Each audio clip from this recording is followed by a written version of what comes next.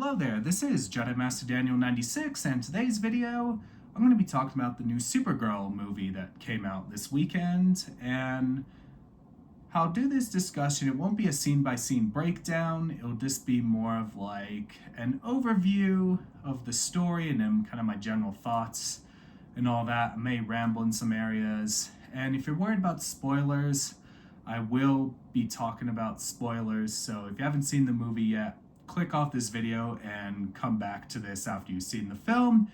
Anyway, let's dive in. So Supergirl is the second movie in the DCU. It's not a sequel to Superman. It is a standalone story, but it does follow up after the events of Superman as it would take place in the DCU timeline.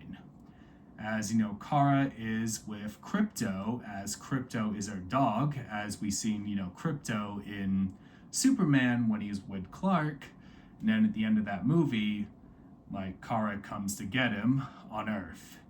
And a big thing that really stood out for me in this movie is kind of the world building, kind of the backstory of things, with how Kara came into possession of Krypto, and after, the Kryptonians, after the Krypton destruction, on where they refugeed at, after the destruction and that. And then we see Kara go to Earth, and how she met Clark, aka Superman, in that, and obviously how Superman met Krypto as well. So they really do a pretty good job at establishing things, and David Cornsweet Superman does play a pivotal role in the film. He's nothing really with the plot, but there are some, video calls where Clark and Kara keep in touch with each other. That's how they communicate.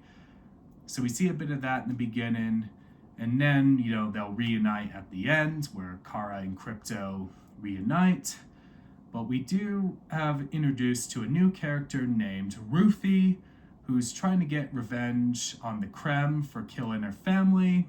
And then she meets Kara, and Kara kind of, tells her that revenge isn't a good way to go and stuff. So we have that. And then Krypto gets shot, but he gets injured, and then they take him to a vet. And part of the plot is Kara has to get an antidote which can cure Krypto. So they pretty much are going after the Krem and all that. That's a big plot point of the film. And if you've read this comic, Woman of Tomorrow, it's a very, this was the big influence of the movie. And if you know about the Krypto plot in the film, this is where it came from. And as I've read it, multiple times, I knew Krypto was gonna get better in the end. It's basically what happens in the comic. And I know it's not a one-for-one adaptation of the comic, but a lot of key story points from the comic are in this film. With Krypto, plot, and the Krem stuff, it's definitely in here. So we have that. Lobo isn't in the comic, but he is in the movie. And I felt like he was kind of the main attraction.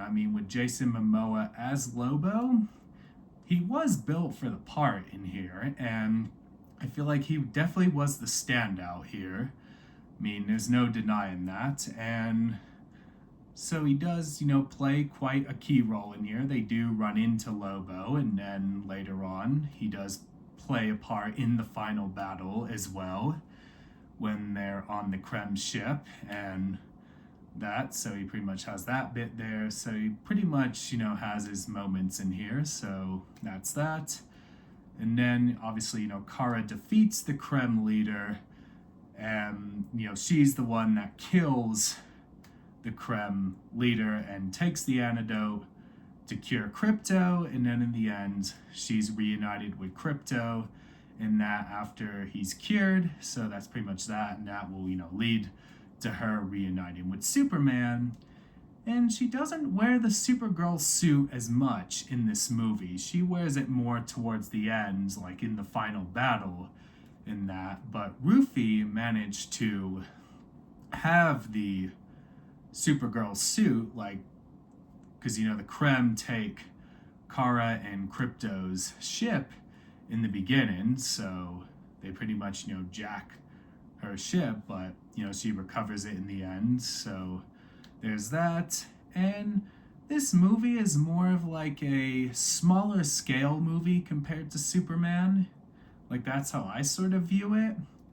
Like, I feel like the James Gunn Superman movies feel like they're the big attraction of the DCU.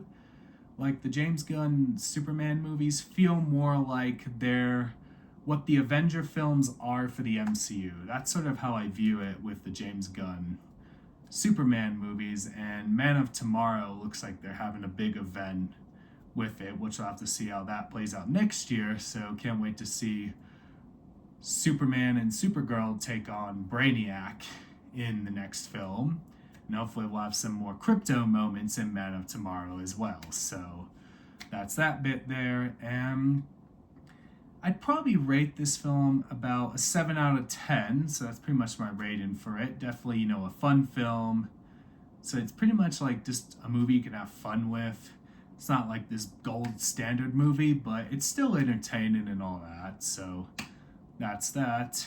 And surprisingly, there's no post-credits scene, which is kind of an interesting way, so maybe DC wants to spice things up. Maybe they're trying to find their own identity.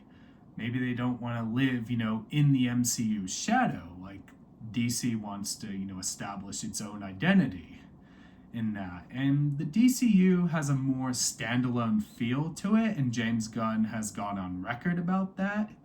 And that proves to be the case. Like, where the MCU felt more interconnected, where the DCU feels more like Star Wars and Star Trek, where things exist in the same universe, but they can stand on their own. That's basically what the DCU is compared to the MCU. So that's that, and still rings true. And yeah, that's pretty much all I gotta say in this video. Don't forget to like this video, subscribe to the channel, comment down below. What did you think of the film? Did you love it? Not love it? Were you indifferent? Let me know your thoughts down below. Share this video. Let's get to 800 subscribers. You can follow me on Bluesky, Jedi Master Daniel 96, Instagram, JMD96_YT, Twitter at DanRS87, and Facebook, Jedi Master Daniel 96. Have a great day, everyone, and look out.